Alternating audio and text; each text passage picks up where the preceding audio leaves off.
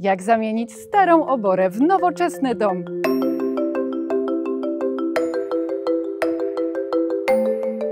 Odpowiedź znajdziemy już w tym odcinku.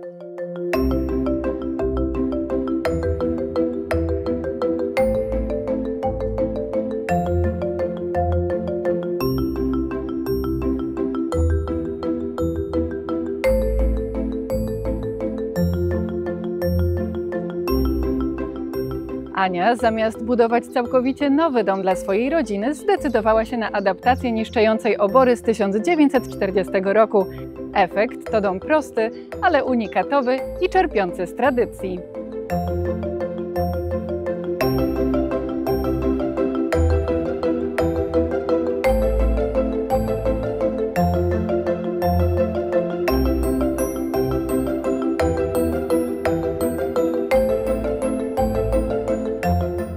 Droga do tego spektakularnego efektu nie była jednak prosta. Powiedz proszę, jak wyglądał ten teren, kiedy przyjechałaś tutaj po raz pierwszy? To była miłość od pierwszego wejrzenia. Zobaczyłam ten cały piękny, zielony teren dookoła.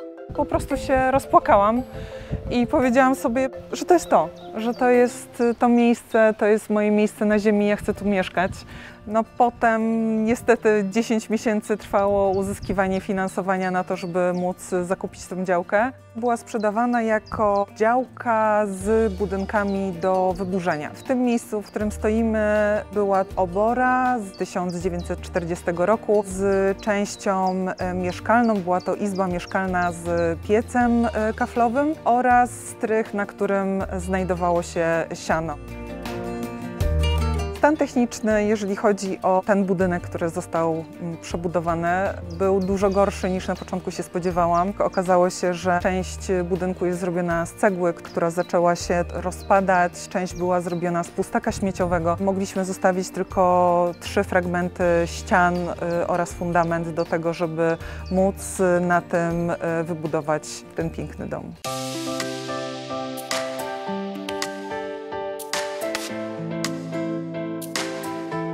Powierzchnia użytkowa budynku jest to 126 m².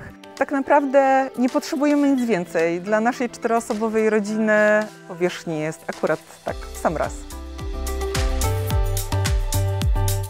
Na parterze mamy piękną przestrzeń otwartą, jest to 50 metrów aneksem kuchennym, jadalnią oraz strefą dzienną wypoczynkową. Oprócz tego znajdują się pomieszczenia uzupełniające funkcje, czyli spiżarnia, pomieszczenie porządkowe, toaleta, schowek pod schodami oraz kotłownia w połączeniu z garderobą i pralnią. Na drugiej kondygnacji znajdują się sypialnia oraz 2 łazienki. Jest to sypialnia z łazienką nasza główna, do tego łazienka gościnna, która jest również łazienką dzieci oraz pokoje dla naszych 2 chłopców.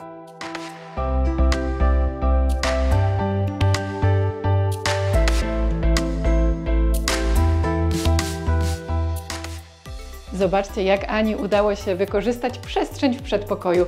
Mamy tutaj wygodne siedzisko z wnęką na buty, szafy, lustro, wejście do toalety i piękne loftowe drzwi. Przedpokój, w przeciwieństwie do strefy dziennej, jest utrzymany w ciemnej tonacji i ma taki reprezentacyjny charakter. Ale moim zdaniem najciekawsza rzecz kryje się za tymi drzwiami. W tym pomieszczeniu na zaledwie 6 m² udało się połączyć garderobę, pralnię i kotłownię. Co więcej, w tym pomieszczeniu znalazło się też miejsce na filtr do wody.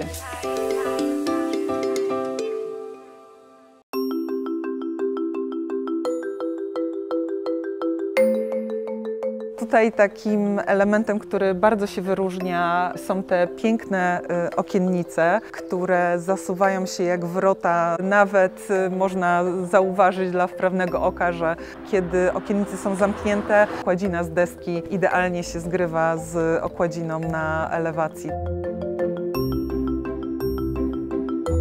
W tym budynku również były u góry takie otwierane okiennice w tej części drewnianej ze względu na to, żeby łatwiej było zrzucać siano. Zaczęło się projektowanie tego budynku właśnie w oparciu o te charakterystyczne elementy i o poszanowanie dla historii tego miejsca. Bardzo dla mnie istotnym był widok na zewnątrz i tak naprawdę projektowanie tego domu rozpoczęło się właśnie od zaprojektowania witryny z siedziskiem. Przychodzę tutaj z kubkiem kawy i spotkania towarzyskie również przenoszą się do tej strefy. Kiedy mamy tutaj sofę, mamy właśnie to siedzisko, mamy fotel, dzięki temu mamy tutaj możliwość zebrania większej grupy osób. Teraz mam dla Was ciekawy pomysł na minimalistyczne przechowywanie w kuchni. Za tymi drzwiami jest ukryta spiżarnia, z tym, że to wcale nie są drzwi. To akrylowe fronty meblowe z takim krawędziowym uchwytem, które znikają nam w ścianie, a są również znacznie tańszym rozwiązaniem niż właśnie drzwi.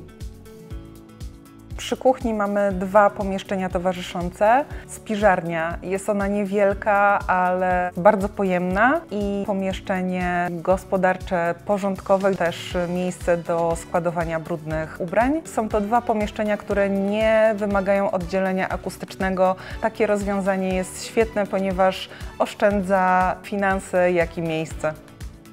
No i oczywiście głównym elementem jest wyspa. Ma wymiar 100 na 260, aby nadać lekkości, znajduje się na takiej lekkiej konstrukcji. Samą wyspę jest wbudowana płyta indukcyjna, która ma wysuwany, wbudowany okap, żeby nie zabierać po prostu dodatkowo przestrzeni.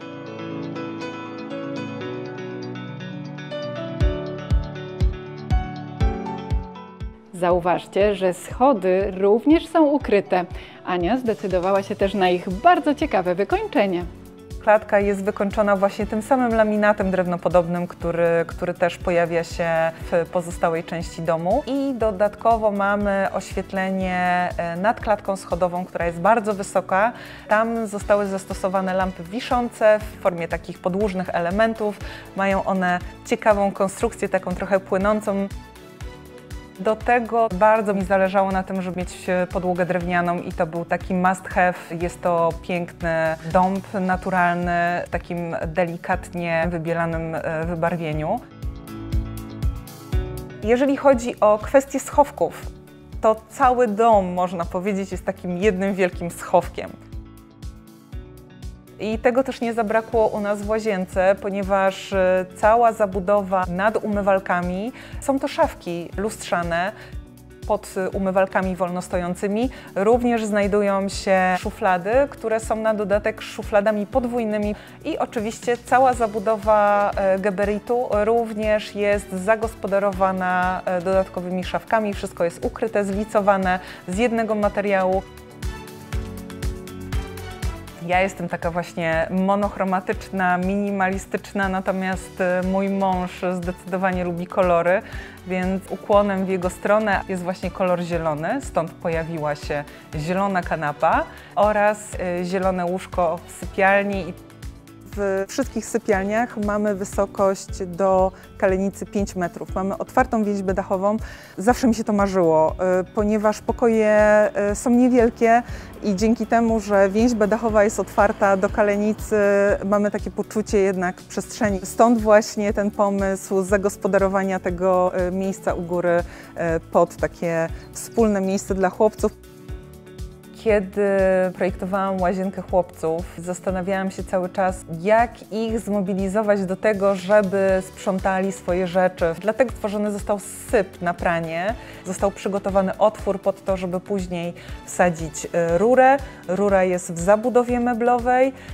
Blat z umywalką jest wykonany w całości z białego konglomeratu. I właśnie w tym konglomeracie jeszcze dodatkowo jest zrobiony otwór, taki przykrywany taką nasadką. Można podnieść i wrzucić ubrania. One lądują właśnie w pomieszczeniu porządkowym w wózku, na kółkach, jadą do kotłowni, gdzie mamy też pralnię.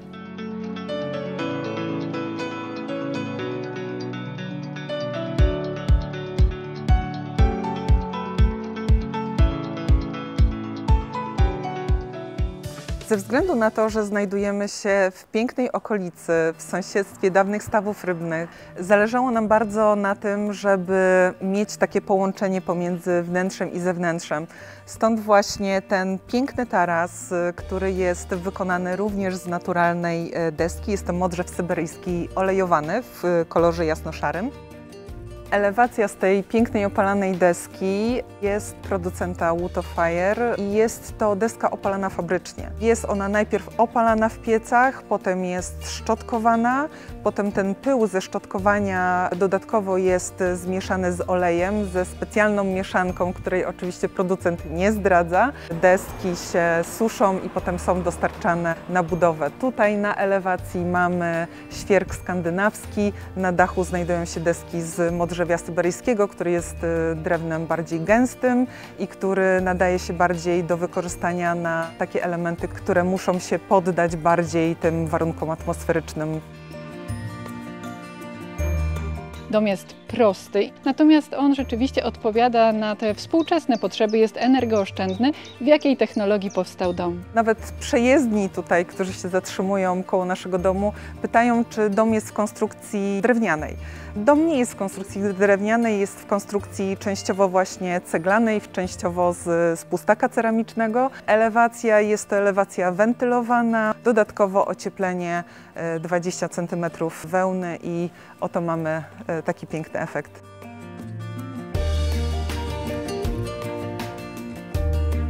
Powiedz proszę, ile czasu minęło od momentu, kiedy zakupiłaś działkę do wprowadzenia? Sama budowa trwała niecałe 3,5 roku. Zakup działki to było 10 miesięcy, więc jakby złożyć wszystko razem to około nawet 5 lat. Co takiego mogłabyś poradzić osobom planującym właśnie adaptację czy to budynku gospodarskiego, czy industrialnego na potrzeby mieszkalne? Na pewno nie wybierać ludzi do wykonania tego typu pracy z łapanki. Na pewno to powinny być osoby z takim zdrowym podejściem do budowania. Jest to trochę szalone, ale warto podjąć ryzyko. Jest takie powiedzenie, nie zawsze się opłaca, ale warto.